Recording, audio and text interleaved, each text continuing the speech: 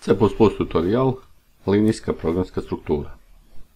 Zadatak, dati je dvocifren broj, ispisati zbir cifara, obrnuti broj i najveću cifru. U ovom primjeru, potrebno je da unesemo dvocifreni broj i da nađemo, zbir cifara tog dvocifrenog broja, obrnuti broj i najveću cifru. Ovdje imamo neki primjer, da je taj dvocifreni broj n38 i imamo, a nam je cifra desetica, to bi u ovom slučaju bila trojka, i b je cifra jedinica, to bi u ovom slučaju bila osmica. Kako da dođemo do tih cifara, odnosno kako da ih izdvojimo? Cifra desetica možemo dobiti kada n, koji je celobroj tipa integer, podijelimo celobrojno sa 10, to znači 38 celobrojno sa 10 je 3 i dobijamo cifru desetica.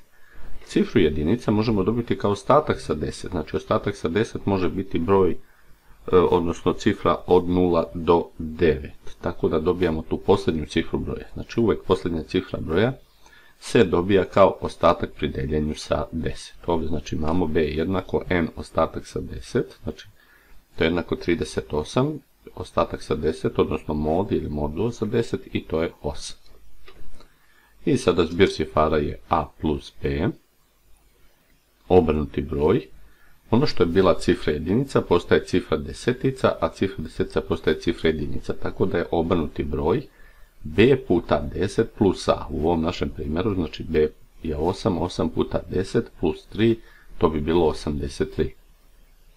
I kako dobijam najveću cifru? Koristeći ugrađenu funkciju max, znači najveća cifra je maksimum od a, b.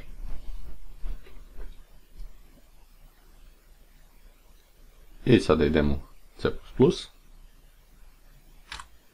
Prvo uključujemo zaglavlje.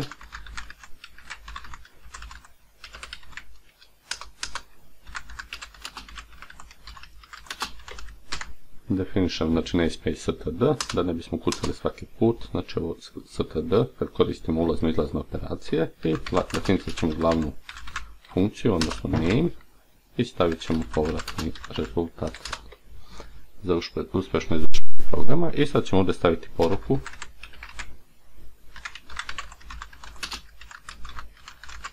unesite dvocifreni broj. Možemo staviti ovako razmak samo i u istom redu ćemo uneti i definisat ćemo promjenljivu, neka bude int n, i unećemo dvocifreni broj.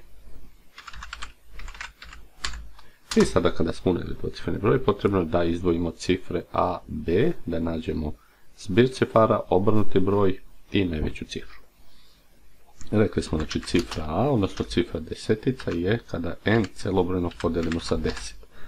Pošto je n tipa int i 10 je ceo broj, ovdje pri deljenju dobit ćemo ceo broj, odnosno celobrojni rezultat. Ukoliko eksplicitno ne navedemo da konvertujemo neki od ovih brojeva u double, da bi dobili realan rezultat, odnosno double.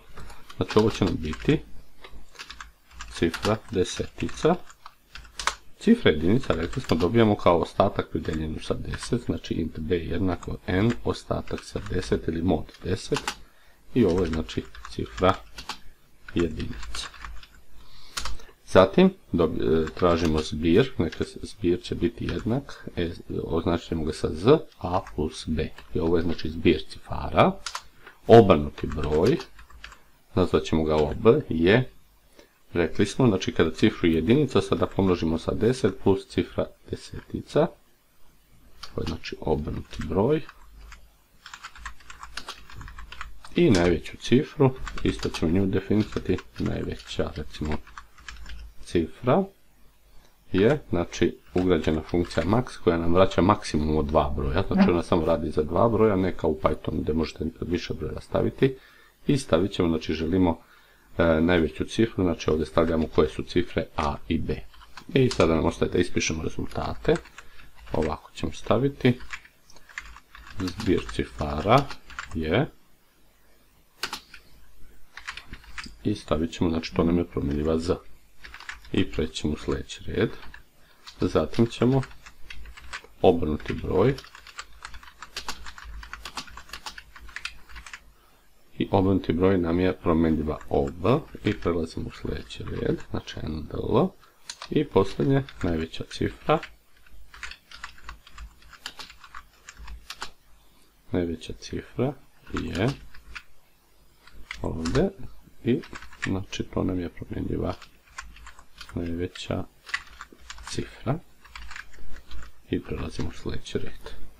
Ovdje ćemo samo ispraviti ovu grešku, navodnici i sada ćemo ovo pokrenuti i ovdje nas lepo pita unesite dvocifreni broj. Ajmo 38, zbir cifara 11, znači 3 plus 8, obrnuti broj 83 i najveća cifra je 8.